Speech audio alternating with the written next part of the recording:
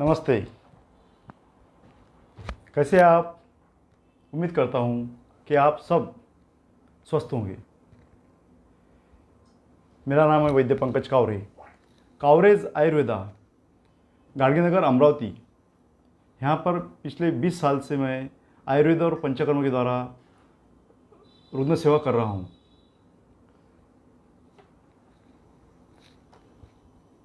आयुर्वेद लोगों ने naturally fit and fine रहने को ना, और बॉडीली और मेंटली फिट रहने को ना, और इसके साथ में अगर उनको कुछ बीमारी होती है तो आयुर्वेद और पंचकर्म के द्वारा उसको मूलतः मूल से नष्ट करने के लिए मैं कटिबद्ध हूँ।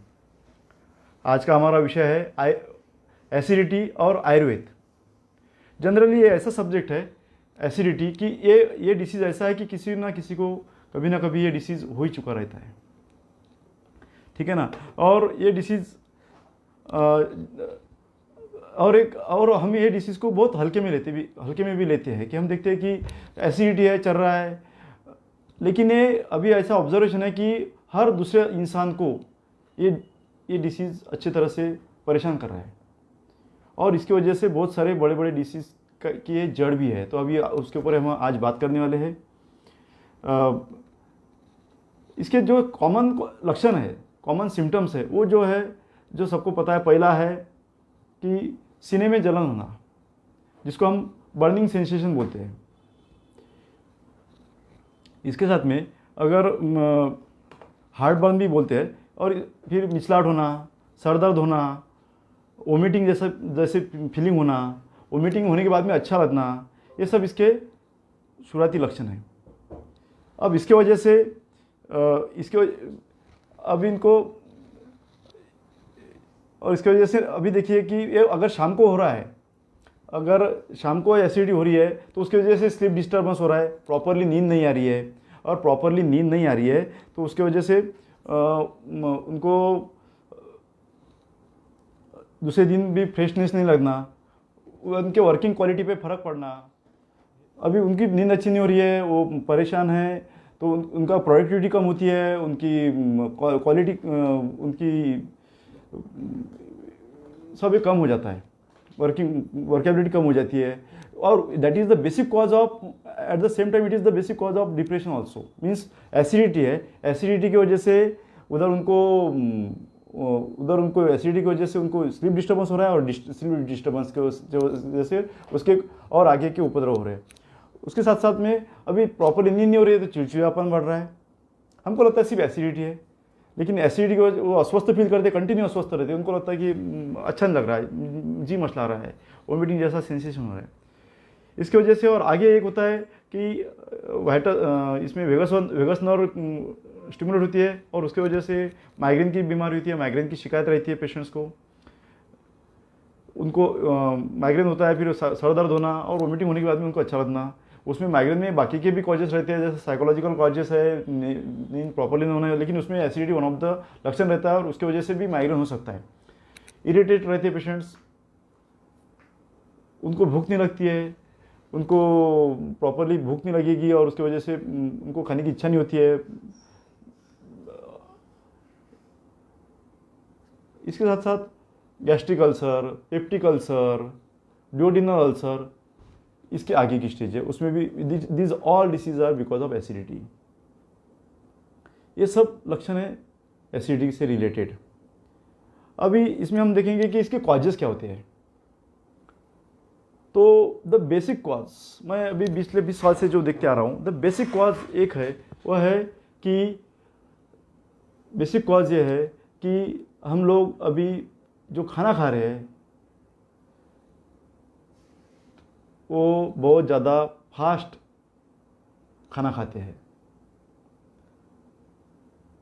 क्या खा रहे, कितना, कौन सा ज़्यादा खा रहे वो बाद में आएगा, लेकिन the basic cause what I notice is वो बहुत ज़्यादा फास्ट खाना खाते हैं। 5 मिनट के अंदर, 5-10 मिनट के अंदर खाना खा के सब खत्म हो जाता है। देखिए, मैं ऐसा हरदम मेरे पेशेंट्स को बोलता हूँ, सबको बोलता हूँ कि अगर वो खाना बनाने के लिए 40 मिनट, एक घंटा लग रहा है, हमारी माँ जी बोलिए, वाइफ बोलिए, या कोई मेड है वो खाना बना रहे हैं, तो उनको बनाने के लिए उतना समय लग रहा है और हम उसको चाव से खा भी नहीं रहे। हमको टाइम लाइन रहती है, फास्ट लाइफ रहता है, चबा चबा के खाने के लिए समय नहीं रहता है, लेकिन उसके वजह से हम लोग चबा के नहीं खा रहे हैं, समय फास्ट खाना खा रहे हैं और उसके वजह से एसिडिटी बेसिक कॉज है।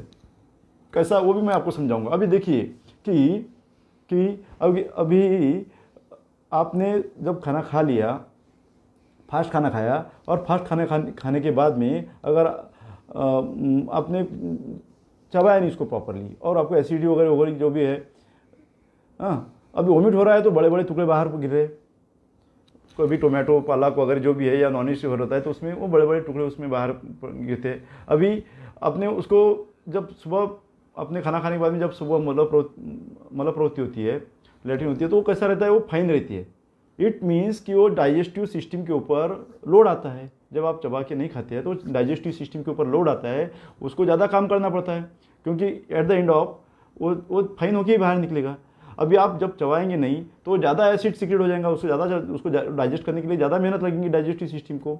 और वहाँ पर एक जो स्टमक रहता है, स्टमक के एंड में एक पाइलोरिक स्फिंक्टर रहता है। वो क्या करता है कि वो एक क्वालिटी कंट्रोल जैसा काम करता है, वो ऐसा रहता है।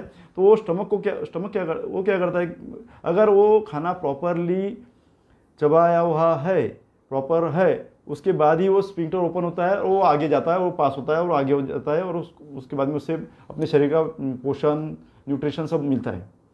अब अगर ये प्रॉपरली चबाया नहीं है तो वो आगे नहीं जाएगा, ये यहाँ पर रहेगा और बॉडी बोलता है इसको निकाल के फेंक दो। फिर वो बॉडी एसिड बढ़ेगा, ज़्यादा एसिड सीक्रेट हो जाएगा, उसके लिए उसको डाइजेस्ट करने के लिए मेहनत ली जाएंगी और उसके बाद में नहीं हो रहा है तो उसको सीधा निकाल के फेंक दिया जाएगा। ठीक है, तो इसलिए फास्ट खाना is the basic cause of acidity, ऐसा मेरा बोलना है। उसके बाद में दूसरा जो कॉमनली सबको पता रहता है कि हम लोग ज़्यादा तेज खा रहे हैं, तीखा खा रहे हैं, स्पाइसी खा रहे हैं, ज़्यादा तेल का क्या बोलते हैं उसको, तर्री वाला खाना खा रहे हैं। These are also the basic causes of उसके ये रहते हैं। और एक है समय पे ना खाना, हम लोग भागते रहते हैं, 2 बजे 3 बजे खाना खा रहे हैं, रात को 11 बजे खाना खा रहे हैं। This is also the one of the basic cause. तो आपको समय पे खाना चाहिए, सुबह नाश्ता करें, दोपहर का खाना मैं ऐसा बोलूँगा कि 12 से 1-1:30 के ज़्यादा इतने समय 11 बजे खाना चाहिए, लेकिन चलो 1-1:30 बजे तक के खाना खाना चाहिए। रात का खाना 8 से 9 बजे तक के उसके आसपास खाना चाहिए या 7:30 बजे खाना खाइए खाना। अब ये सब ड्यूटी वगैरह करने के बावजूद की बात कर रहा हूँ मैं, ठीक है। और उसको 40 मिनट 30 मिनट तक बैठ के शांत से चबा के एक घास 32 बार चबा के और हर चीज़ का आस्वाद लेके हमको ये खाना खाना चाहिए। तो इसमें हम क्या कर रहे हैं यहाँ पर ही, उसको बेसिकली एसिडिटी नहीं होंगे इसके लिए काम कर रहे हैं। और एक रहता है ज़्यादा खाना खाना, बहुत अच्छा बना है, बहुत टेस्टी बना है, हम लोग ज़्यादा खाना खा लेंगे। ज़्यादा खाना खा लिया तो उससे एसिडिटी बढ़ती है। This is also one of the basic cause. अभी एक कॉज है जो तुम्हारे मेरे हाथ के अंदर नहीं है, हाथ में नहीं है, वो है पेस्टिसाइड युक्त आहार। बोले तो जो आजकल जो फसल उगाई जा रही है उसके ऊपर जो बहुत सारी पेस्टिसाइड मारे जा रही, कीटनाशक जो उसके ऊपर फवारा मारा जाता है, वो इतना प्रमाण में वो विष हमारे बॉडी के अंदर जा रहा है कि जैसा पंजाब में एक स्पेशल ट्रेन कैंसर ट्रेन करके जाती है दिल्ली के लिए, पंजाब से आती है, तो उसका पहला बेसिक आप देखिए, आप फ्रूट्स लेंगे उसके ऊपर भी पेस्टिसाइड यूज़ किए हुए हैं। आप द्राक्ष ले रहे हैं, आप एप्पल ले रहे हैं, आप कोई फ्रूट्स ले रहे हैं उसके ऊपर भी पेस्टिसाइड्स यूज़ हो रहे हैं। और पेस्टिसाइड्स आपकी बॉडी, पालक खा रहे हैं आप, समझो टोमेटो खा रहे हैं, सबके ऊपर, गेहूँ है, जवार है, सबके ऊपर पेस्टिसाइड्स यूज़ हो रहे हैं। और अब बॉडी उसको न्यूट्रलाइज करेंगी तो कितना करेंगी। मैं एक समझ नहीं पाता हूँ कि गवर्नमेंट के ऑफिशियल्स क्यों इतना परमिशन देते पेस्टिसाइड यूज़ करने के लिए। या फिर अभी कार्बाइड की वो जो आम रहते हैं, जो आम रहते हैं, या फिर समझो जो भी फल है उसको पपाया है, इसको पकाने के लिए वो कार्बाइड रखा जाता है, उसमें से निकाला जाता है, कुछ केमिकल से उसको पकाया जाता है। वो भी हमारे बॉडी के अंदर कुछ ना कुछ परसेंट में, कुछ कम मात्रा में क्यों होना, लेकिन वो हमारे बॉडी के अंदर कंज्यूम हो रहा है और उसकी वजह से हमारे पेट में जा रहा है और हमारी बॉडी उसको न्यूट्रलाइज करने के लिए बहुत सारी मेहनत करती है। तो अभी एक समय के बाद में बॉडी उसके ऊपर ओवरकम नहीं कर सकती और उसकी वजह से भी एसिडिटी बढ़ती है, ऐसा मेरा ऑब्जर्वेशन है, ऐसा मेरा मानना है। एक कॉज है कॉन्स्टिपेशन। एसिडिटी में का एक one of the major cause है कॉन्स्टिपेशन। अब एक कहावत है, जो एक बार जाता है लैट्रिन के लिए, मल प्रवृत्ति के लिए, वो योगी कहलाता है, जो 2 बार जाता है वो भोगी कहलाता है, और जो 3 बार जाता है वो रोगी कहलाता है। हम भोगी लोग हैं, हम इस भूतल पर भौतिक सुख के साथ में जीते और हम लोग भोगी लोग हैं। तो हमने सुबह और शाम 2 बार लैट्रिन को जाना चाहिए। मेरा ऐसा बोलना रहता है कि जो देहात के लोग रहते हैं, वो लोग, विलेजेस के जो लोग हैं, वो ज़्यादा नेचुरली जीते हैं, निसर्ग के साथ में जीते हैं। अब देखिए, वो लोग सुबह 1 बार और शाम को 1 बार, 2 बार लैट्रिन को जाते हैं। जो शहर के लोग हैं, जो जहाँ पर ये एसिडिटी ज़्यादा प्रमाण में दिखती है बीमारी, तो वो लोग शाम का जो नेचुरली जाने का वेग है, मल प्रवृत्ति का वेग, उन्होंने because of officials time, office के टाइम्स, कुछ प्रवास में रहते हैं, तो उन्होंने वो दबा दिया है, और दबा के फिर वो अभी उनको उसको सेंसेशन भी नहीं होता है शाम के समय का, तो वो 1 बार जाते हैं। तो अगर हम लोग 2 बार जाते हैं तो नेचुरली क्या होता है कि देखिए कॉन्स्टिपेशन है ना, तो वो उधर आगे निकल जाएगा, तो आगे निकल जाएगा, मतलब प्रवृत्ति तो पीछे नहीं आएगा। इसको दूसरी भाषा में रिफ्लक्स इसोफेजाइटिस भी बोलते हैं। नाम ही है रिफ्लक्स हो रहा है, बोले तो वापस आ रहा है, इसोफेजाइटिस, इसोफेगस में आ रहा है, इसलिए इसको रिफ्लक्स इसोफेजाइटिस कहा जाता है, रिफ्लक्स इसोफेजाइटिस कहा जाता है। तो इसके नाम ही है बराबर, तो इसका नाम ही है रिफ्लक्स इसोफेजाइटिस। अभी अगर आगे निकल जा रहा है तो वापस नहीं आएगा। मैं इसके लिए आपको एक बढ़िया उदाहरण भी समझाऊंगा। समझो जो धरण होता है, धरण की बांध बोलते हैं ना, उसकी समझो सरकार ने ठहरा लिया कि उसकी ऊंचाई 1 मीटर से बढ़ाने की है। तो धरण की ऊंचाई अगर हम लोग 1 मीटर से बढ़ा रहे हैं ना, तो जो इधर का उसका जो पानी सेचुरेट होने का जो पीछे का एरिया है, उधर के कम से कम 300-400 ग्राम उठाना पड़ता है। 1 मीटर की ऊंचाई बढ़ाने की वजह से 300-400 ग्राम उधर उसका वापस जा रहा है, बैक वाटर फ्लो। समझ में आ रही है? तो अभी अगर पेट साफ नहीं हो रहा है, वो कॉन्स्टिपेशन हो रहा है, तो वो वापस आएगा और एसिडिटी हो जाएंगी। लोग 1 बार भी नहीं जाते, मेरे पास ऐसे भी लोग हैं 2-2 दिन में, 3-3 दिन में 1 बार जाते हैं। तो दिन में 2 बार जाना चाहिए, इसकी एक नेचुरल हैबिट लगना चाहिए, तो इसकी वजह से भी एसिडिटी नहीं होगी, ये मैं आपको बोल सकता हूँ।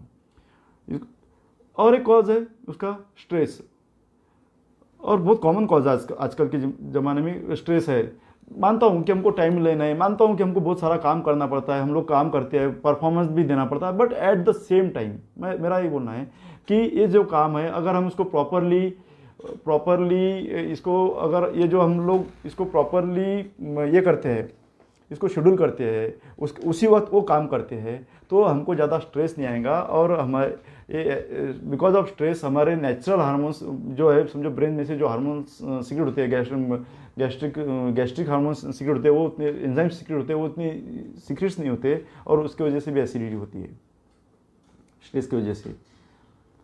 अभी देखिए, मैं स्ट्रेस के बारे में बोलूँगा कि देखिए, समझो हमको ऑफिस में अगर हमको 100% स्ट्रेस है, समझने के लिए 10 से 7 हम ड्यूटी कर रहे हैं, और ऑफिस में हमको 100% स्ट्रेस है। अभी हम क्या कर रहे हैं, 7 बजे घर को जा रहे हैं, ऑफिस का काम घर को लेके जा रहे हैं, अब घर को भी काम कर रहे हैं, तो ऑफिस का सब, अब घर चलाना है, घर गृहस्थी चलाना है, तो बीवी बच्चे माँ बाप, उनकी तबीयत, उनकी पढ़ाई, ये भी स्ट्रेस है। खुद के भी कुछ हेल्थ इशू होंगे, प्रॉपरली स्लीप ना आना वगैरह वगैरह, उसका भी थोड़ा सा स्ट्रेस रहेगा।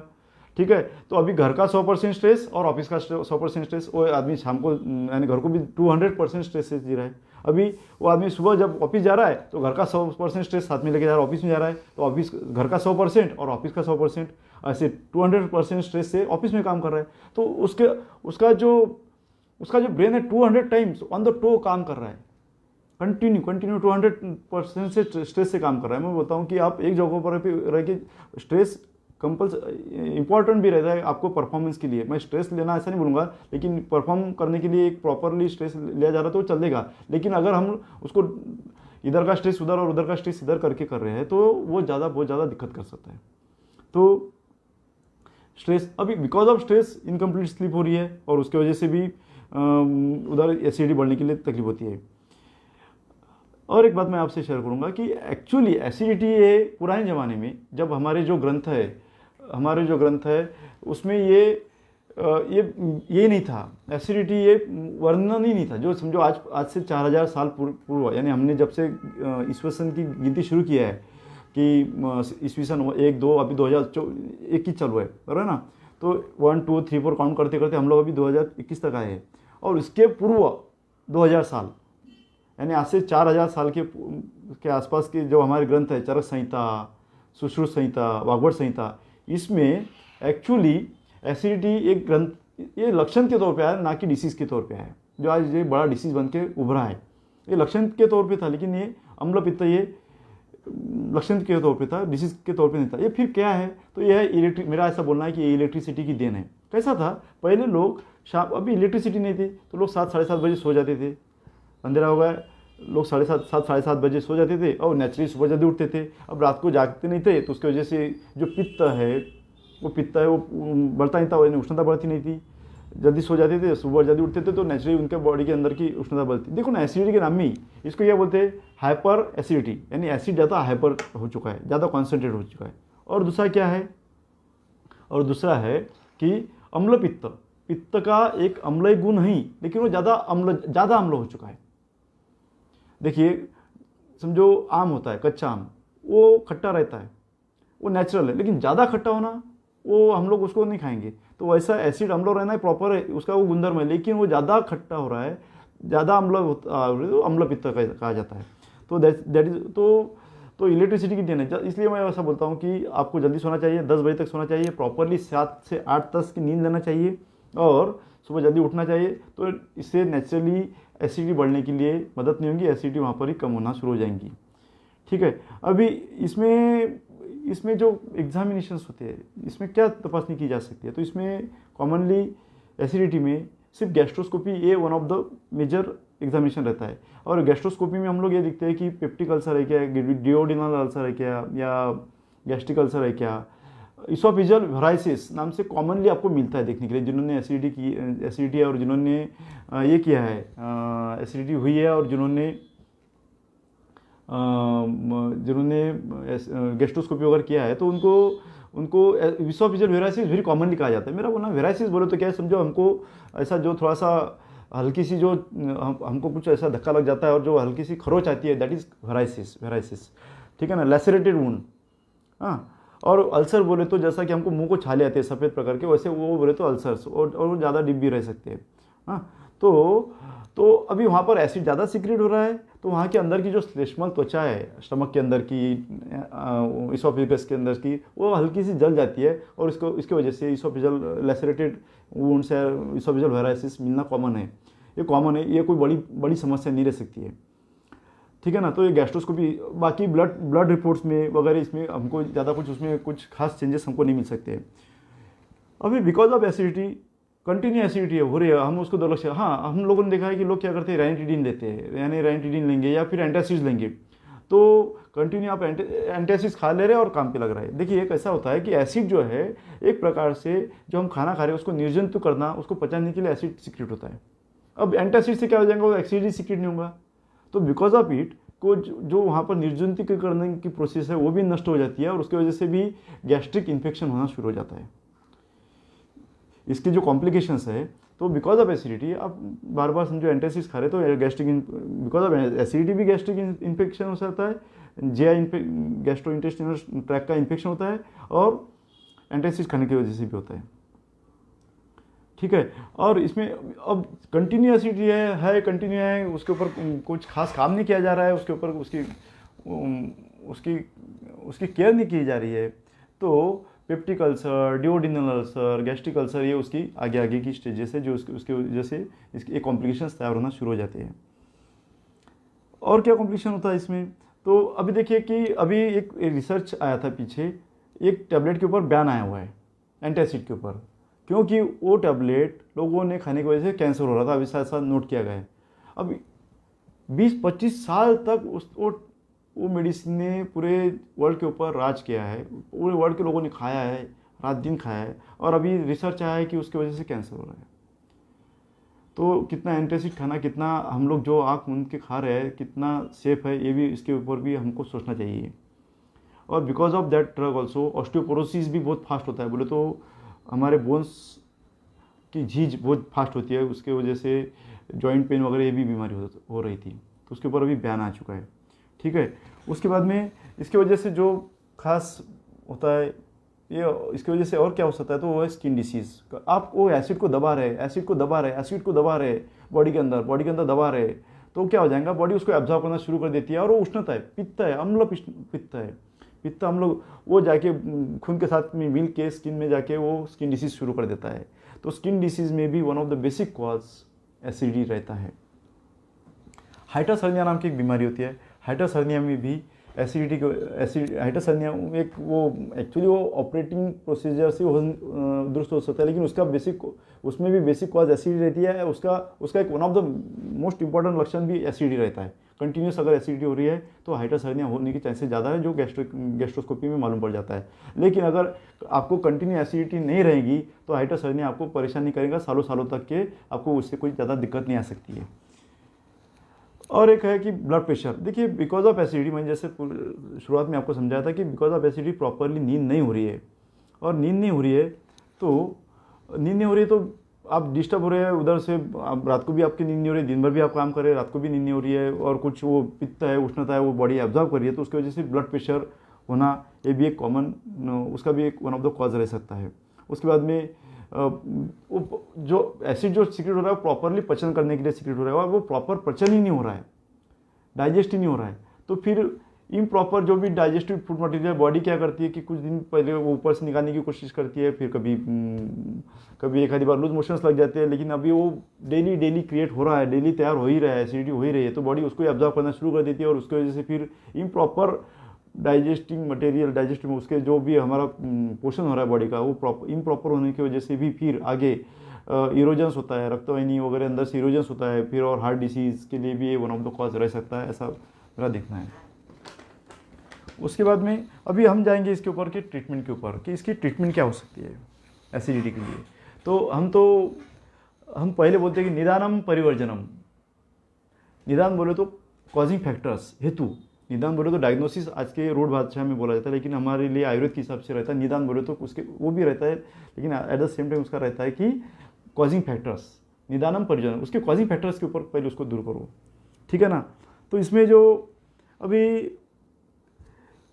उसको हम 3-4 पद्धति से देंगे। आहार, विहार, क्या विहार करना, क्या खाना चाहिए, क्या ना खाना चाहिए, विहार, कब सोना चाहिए, कब उठना चाहिए वगैरह, पंचकर्म और औषधि, इस 4 पद्धति से हम लोग जाएंगे।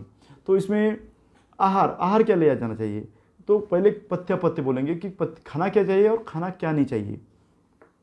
तो ये देखा गया है कि आहार बोले तो किस वजह से वो एसिडिटी होती है, ये भी देखा गया है। तो देखिए कि बहुत सारे लोग बोलते हैं कि मुझे तुअर दाल खाने की वजह से एसिडिटी बढ़ती है। बहुत सारे के लोग बोलते हैं कि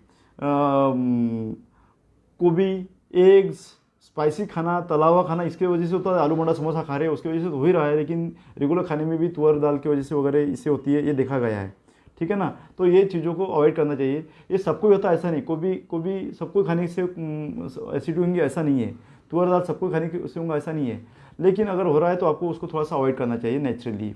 एग्स की वजह से होता है ऐसा, ये भी देखा गया, ठीक है।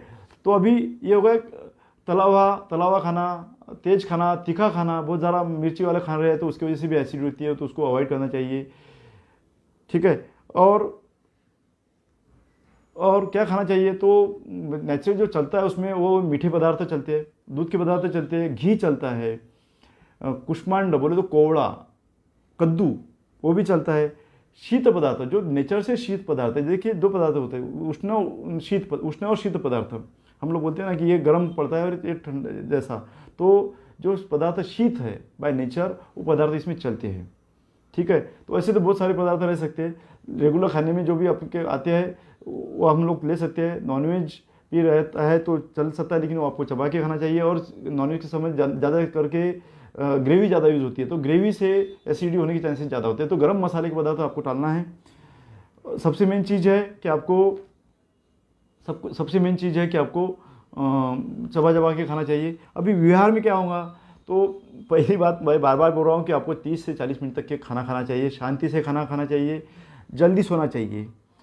रात की नींद 8 से 9 घंटा होना चाहिए ये हिसाब से, या 7 से 8 घंटे होना चाहिए ये हिसाब से सोना चाहिए। सुबह जल्दी उठना चाहिए। दोपहर को खाना खाने के बाद में तुरंत नहीं सोना चाहिए। क्या उससे क्या हो जाता है कि हमारे जो गैस्ट्रिक एंजाइम्स है वो प्रॉपर्ली सीक्रेट नहीं होते हैं, तो दोपहर को तुरंत खाना खाने के बाद में सोते हैं तो, और फिर उसकी वजह से एसिडिटी होने के चांसेस बढ़ते हैं। तो दोपहर को तुरंत खाना खाने के बाद में नहीं सोना चाहिए। रात का जागरण वगैरह, ये उसके बेसिक ये है। उसके आगे अभी उसके ऊपर ये 2 चीज़ें हैं। और इसके अभी आप कौन से पंचकर्म, अभी हमारे उसके आगे हमारा रोल शुरू हो जाता है कि पंचकर्म और कौन से किया जा सकते हैं एसिडिटी के ऊपर। तो एज ए पंचकर्म जो मेरा कवरेज आयुर्वेदा पंचकर्म हॉस्पिटल है जो गाड़गेनगर में है, गाड़गेनगर अमरावती। और इसके लिए आप हमारे कॉन्टैक्ट नंबर पर भी कांटेक्ट कर सकते हैं जो है 70383722652551। ये नंबर पे के ऊपर आप फ़ोन कर सकते हैं। मैं डबल से एक बार दोहराता हूँ, 7066652551। ये नंबर के ऊपर आप कॉल करके भी इसके ऊपर माहिती ले सकते हैं या कंसल्टेशन अरेंज कर सकते हैं। तो इसके ऊपर जो पंचकर्म होते हैं, पंचकर्म कौन से होते हैं, तो जो सबसे अच्छा काम करता है पंचकर्म वो है वमन चिकित्सा। वमन चिकित्सा बोले तो वोमिटिंग के द्वारा शरीर शुद्ध करना। इसके पहले मैंने वमन चिकित्सा 1-2 बार बहुत सारे मेरे वीडियोज़ में आपको देखने को मिलेंगी। तो फेसबुक के ऊपर भी इसकी वीडियोज़ है। तो वमन चिकित्सा बोले तो वोमिटिंग के द्वारा शरीर शुद्ध करना। तो जब एसिडिटी होती है तो इंडाइजेस्टेड फूड मटेरियल, उसके बारे में थोड़ा सा आपको भी समझाऊंगा कि जब एसिडिटी होती है तो इंडाइजेस्टेड फूड मटेरियल रहता है, उसको खराब स्मेल रहता है वोमिटिंग होते हुए समय, और वो अच्छा नहीं लगता है।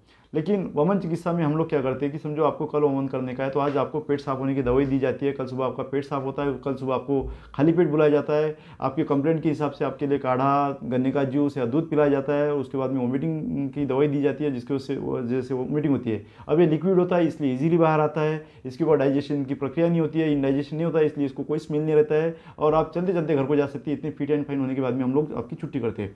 लेकिन अब कल ही करेंगे तो सिर्फ स्टमक वॉश हो जाएगा। मुझे तो एसिडिटी, मैं बता रहा हूँ जब से कि एसिडिटी की वजह से स्किन डिसीज़ होता है, एसिडिटी की वजह से स्ट्रेस होता है, तो पूरे बॉडी के अंदर की खराबी को पकड़ के पहले बाहर निकालना, इसके लिए हम लोग पहले 5 दिन घी पिलाते हैं, मसाज टिम्बात करवाते हैं। तो वो पूरी वहाँ से जो भी कॉजिंग फैक्टर वहाँ गए हुए स्किन डिसीज़ में वगैरह वगैरह, तो वो या फिर एथेरोस्क्लेरोसिस हो रहा है या फिर ब्लॉकेजेस तैयार हो रहे हैं हार्ट के अंदर, वहाँ पर से वो खराबी को पकड़ के वो पहले शाखा से कोष्ठ में आएंगे और बाद में हम लोग उसको वोमिटिंग के द्वारा बाहर निकालते हैं। तो इसको 7 दिन का कोर्स होता है, इसको वमन चिकित्सा कहते हैं।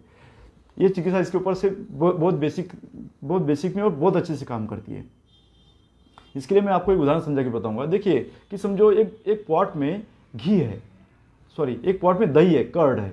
अब ये दही मैंने निकाल लिया और अभी वो पॉट को मैंने धोया नहीं, अब उसके अंदर मैं दूध डाल दिया तो क्या हो जाएगा, वो दूध यानी वो दूध का डबल से वो फट जाएगा और उसका डबल से दही हो जाएगा, समझो, है ना।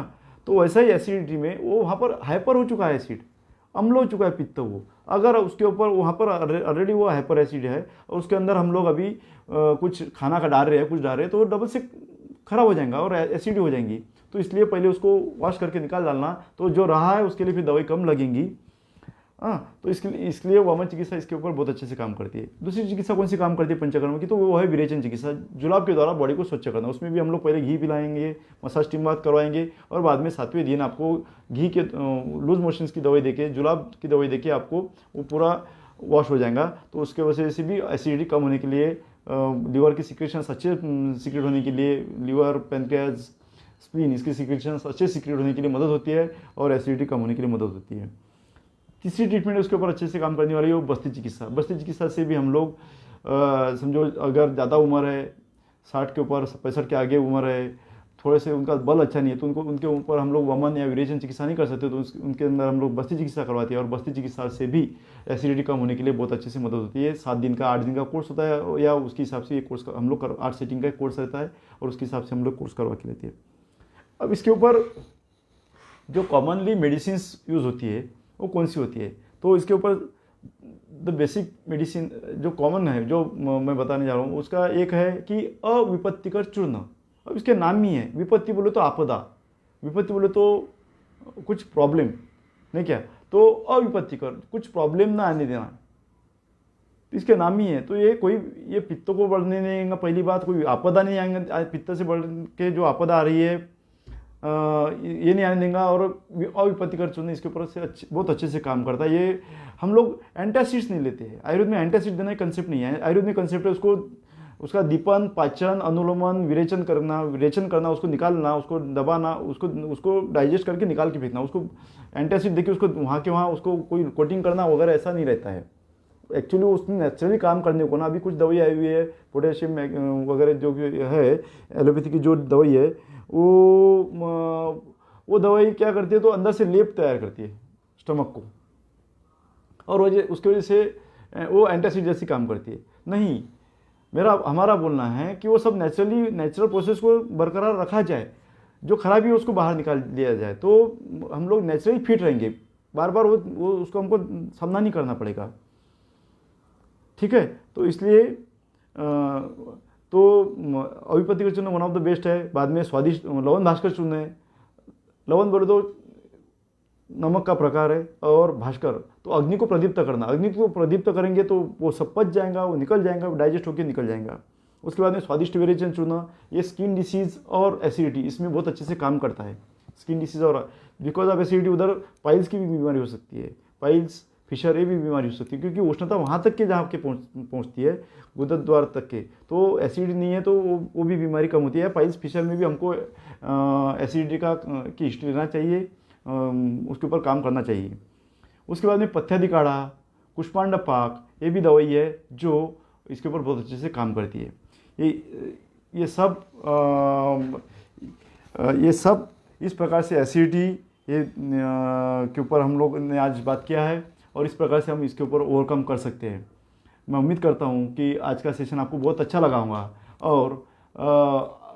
और आगे के सेशन में मैं आपको जल्दी इन्फॉर्म करूँगा, और आगे का सेशन हमारा रहेगा अस्थमा और आयुर्वेद। तब तक के लिए नमस्ते।